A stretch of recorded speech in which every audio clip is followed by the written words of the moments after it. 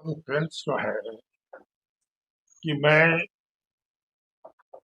एक नए दल ज्वाइन करने को और नए दल ज्वाइन करने का उद्देश्य हमारा कि जनता को उपकृत कैसे करूं। कि हमारी राजनीति है कीर्ति की राजनीति, जस की राजनीति।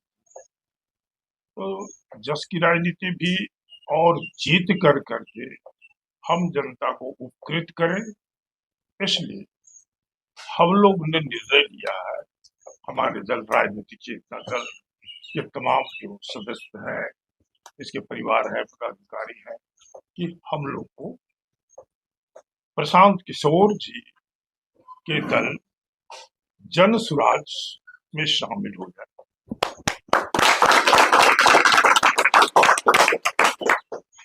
जन स्वराज पार्टी की कौन सी विचारधारा और कौन सी नीतियां आपको अच्छी लगी? जन स्वराज एक तो नाम भी बेहतर, ऐसे हम सब बोलते हैं कि वर्चिनली गुलाब को दूसरा नाम भी बोलोगे तो उतना ही सुगंध देगा, लेकिन इसका नाम से भी उद्देश्य प्रकट होता है। किसी पुस्तक को जब देखते हैं कि शीर्षक हो, तो शीर्षक से भी बहुत कुछ उसके उद्देश्य की अभिव्यक्ति हो जाती है। जैसे कि अपना भी दल का मेरा नाम राजनीतिक चेतना दल, तो व्यक्तियों में चेतना जगाई जाए। चेतना क्या कि राजनीति। लास्ट में जन स्वराज पार्टी आनंद प्रिय देव जी ज्वाइन कर ली, क्या वजह रही? जैसा कि पिताजी ने कहा कि किसी भी दल को ज्वाइन करने के पीछे जरूर कोई वजह होती है, इस वजह से हमने जन स्वराज को ज्वाइन करने का डिसाइड किया है, डिसीजन लिया है। जो जन स्वराज का एक लोगो है, अगर आप लोग कहीं देखते होंगे तो उनके लोगो में लिखा हुआ है सही सोच, सही व्यक्ति, सामूहिक प्रयास। तो कहीं ना कहीं इस दल में हमें ऐसा लगा कि हाँ, एक सही सोच है। सही सोच की अगर मैं बात करूं तो उनका मानना है कि उत्तम बिहार, उन्नत बिहार हमें बनाना है। कल उनकी रैली थी, अगर कहीं आपने देखा होगा, मधेपुरा में उनकी रैली थी। उन्होंने कहा कि क्या बिहार के बच्चे बिहार से बाहर जाके केवल मजदूरी करने का काम करेंगे? अहमदाबाद में सुपर फास्ट ट्रेन चल रही है, तो क्या यहाँ के बच्चे केवल मजदूर बनेंगे या यहीं पर रोजगार के अवसर बनाए जाएंगे? तो ये कहीं ना कहीं हमारे दल की थी कि हमें यहाँ के लोगों के लिए रोजगार के अवसर पैदा करने हैं, रोजगार लाना है, क्योंकि यहाँ पे औद्योगिक क्रांति करनी है। तो ये सारी चीजें उनके साथ मिलती है, हमारा विजन उनके साथ मेल खाता है। तो ये तो सही सोच की बात रही। सही व्यक्ति, तो इसमें देखेंगे जितने भी लोगों ने जन स्वराज को ज्वाइन किया है, कहीं ना कहीं एक उनकी छवि है, अच्छी छवि है। कोई किसी भी क्रिमिनल बैकग्राउंड से नहीं आ रहे हैं, किसी की छवि धूमिल नहीं है। और ये सब व्यक्ति जब मिलते हैं तो जो उनका कहना है कि सामूहिक प्रयास, तो हम सब मिलकर जब एक सामूहिक प्रयास करेंगे तो हमारा जो सोच है, हमारी जो सोच है कि बिहार को बदलना है, उत्तम बिहार और उन्नत बिहार का जो उन्होंने सपना देखा है, उसी सपने को मैं भी जीता हूं और हर पल जीता हूं। इसी वजह से मैंने जन स्वराज को ज्वाइन किया है। गोविंदपुर विधानसभा क्षेत्र में आप जनसंपर्क की यात्रा पे हैं, क्या समस्या निकल के आ रही है? समस्या, जैसा कि पिताजी ने भी बताया, समस्या तो अपरंपार है, मगर मुझे लगता है कि गोविंदपुर की जनता हो, और मैं तो गोविंदपुर की ही जनता नहीं, पूरे नवादा को अपना परिवार मानता हूं। आपसे भी जब मेरी सुबह बात हो रही थी तो मैंने बताया था कि ये मेरी जन्मभूमि भी है और इसे अब मैंने अपनी कर्मभूमि भी बनाने का निश्चय लिया है, डिसाइड किया है। तो पूरे नवादा की मैं बात करना चाहूंगा, और वही समानता पूरे गोविंदपुर में भी है। नली गली, जल नल योजना, रोड, टूटी फूटी सड़कें, वृद्धा पेंशन में घूसखोरी, इंदिरा आवास में कमीशन खोरी, ये सब तो हर जगह चल रहा है। लेकिन कहीं ना कहीं मुझे लगता है कि गोविंदपुर की जनता हो या नवादा की जनता जब एक विधायक बनाती है तो एक बड़े सपने के साथ विधायक बनाने का काम करती है। ये सब काम तो हमारे क्षेत्रीय प्रतिनिधि मुखिया जी जो है, हमारे प्रमुख होते हैं, सरपंच होते हैं, वार्ड परिषद से जो लोग चुनकर आते हैं, वो भी ये सब काम करते हैं, नली गली बनवा ही रहे हैं, इंदिरा आवास बना रहे हैं। कहीं ना कहीं मुझे लगता है कि एक विधायक का क्षेत्र का जो होराइजन होता है, क्षेत्र का अधिकार होता है, वो काफी बड़ा होता है। कुछ बड़े सोच के साथ विधायक बनने की कामना रखनी चाहिए, केवल रोड और गली नहीं। तो मैं जो देखता हूँ, जो यहाँ की सबसे बड़ी समस्या है, ना अच्छा स्कूल है, ना अच्छे कॉलेजेस हैं, ना हॉस्पिटल है, ना बच्चों को खेलने के लिए अच्छे स्टेडियम्स हैं, प्लेग्राउंड की कोई सुविधा नहीं है। हमारे गोविंदपुर की जो सबसे बड़ी धरोहर, अगर मैं जैसे बोलूँ, ककोलत है, जिसे अगर ढंग से डेवलप किया जाए तो वहाँ पे रोजगार की कई अपॉर्चुनिटीज हैं, उसे क्रिएट किया जा सकता है। तो इन सभी चीजों का कोई भी विकास नहीं हुआ है। तो मुझे लगता है कि जो भी यहाँ से अभी तक विधायक जीतते आए हैं, इन सब चीजों पे किसी का ध्यान नहीं गया। और मेरी अगर इस बार जीत होती है, जैसा कि लगता है, तो मेरी जो पूरी मैं ये कह लूं, जो हमारा पूरा का पूरा ध्यान रहेगा इन्हीं सब बिंदुओं पे रहेगा कि कैसे स्कूल, कॉलेज, हॉस्पिटल्स, सड़कें, टूरिज्म, एम्प्लॉयमेंट की चीजों को यहाँ विकसित किया जाए। या आप युवा हैं, युवाओं के लिए क्या प्लान है? युवाओं के लिए बहुत ज्यादा मेरी प्लानिंग है, और खास करके मेरी टीम में भी अगर देखेंगे, गोविंदपुर हो, रो हो, कौवाकोल हो, मेरी पूरी टीम में नौजवान ही सबसे ज्यादा हैं। जैसा कि अगर आप देखेंगे कि भारत की जो अभी जनसंख्या है, जो पॉपुलेशन है, जो हमारी डेमोग्राफिक कंडीशन है, उसमें ऑलमोस्ट 40 to 45% जो पॉपुलेशन है वो युवाओं की है। तो कहीं ना कहीं कोई भी जो पॉलिटिशियंस हैं, उनको युवाओं की बात करनी होगी, कहीं ना कहीं युवाओं को ही आगे बढ़कर एक युवा नेता को चुनना होगा जो युवाओं की बात करेगा। आज मॉर्निंग में मेरी किसी से बात हो रही थी, पूरी दुनिया में आज की डेट में आर्टिफिशियल इंटेलिजेंस की बात हो रही है कि आर्टिफिशियल इंटेलिजेंस क्या है। मुझे ऐसा लगता है, मैं किसी अहंकार में नहीं कह रहा हूं, बहुत ही सरल तरीके से, बहुत सौम्य तरीके से मैं पूछना चाहता हूं कि नवादा में जितने भी पॉलिटिशियंस हैं, क्या किन्हीं को पता है कि आर्टिफिशियल इंटेलिजेंस क्या है, and how this technology can be used for creating abundant job opportunities in Nawada.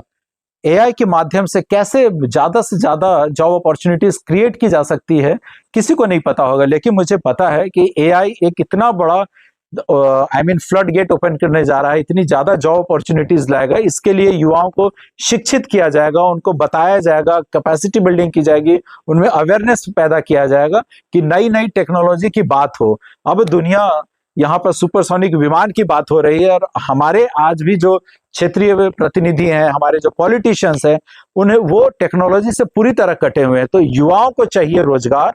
रोजगार तभी मिलेगा जब युवा शिक्षित होगा, प्रशिक्षित होगा और नई टेक्नोलॉजी से जुड़ेगा। वर्तमान समय में राजनीति में जात पात देखा जाता है, इसको कैसे साधेंगे आनंद प्रिय?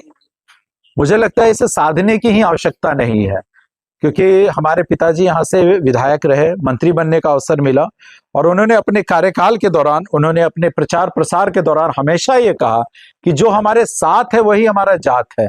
उन्होंने कभी दो नजरों से ये कभी न जानने की कोशिश की, न बताने की कोशिश की, न कुरेदने की, न किसी से पता करने की कि हमारे जो प्रशंसक हैं, हमारे साथ जो काम कर रहे हैं, वो किस जात के हैं। तो मुझे लगता है जात पात तो खास करके हमारे नेताओं ने इतना ज्यादा इसे बढ़ा दिया गया है कि चुनाव के टाइम में उनके पास कुछ भी एजेंडा नहीं है। आज जो भी पॉलिटिशियंस नवादा में हैं, जो भी चुनावी दंगल में ताल ठोक रहे हैं, उन्हें ये बताना चाहिए कि उन्होंने 5 साल में, 50 साल में और अपने कार्यकाल के दौरान उन्होंने क्या काम किया। ये बताने के बजाय वो ये कहते हैं कि हम अपने जाति वालों से मिल रहे हैं, हम उनसे पूछना चाहते हैं कि हम चुनाव लड़े या ना लड़े। मैं तो बोलता हूं, मेरे लिए जो एक विधायक होता है, उसे एक नजर से पूरी जनता को देखना चाहिए। उनके लिए पूरा गोविंदपुर, पूरा नवादा एक परिवार होता है, उसमें जात पात की कोई जगह ही नहीं है। मगर ये पॉलिटिशियंस, ये राजनेताएं अपने पॉलिटिकल बेनिफिट के लिए लोगों को जानकर बांटना चाहते हैं, जिससे कि लोग बटे रहें, कभी एक ना हो, कभी मुद्दे की बात ना हो, और केवल वो जात पात के आधार पर उनको वोट मिलता रहे। आप लगातार क्षेत्र में घूम रहे हैं, विधानसभा मोहम्मद कमरान जो वर्तमान विधायक, क्या लग रहा है विकास हुए विधानसभा?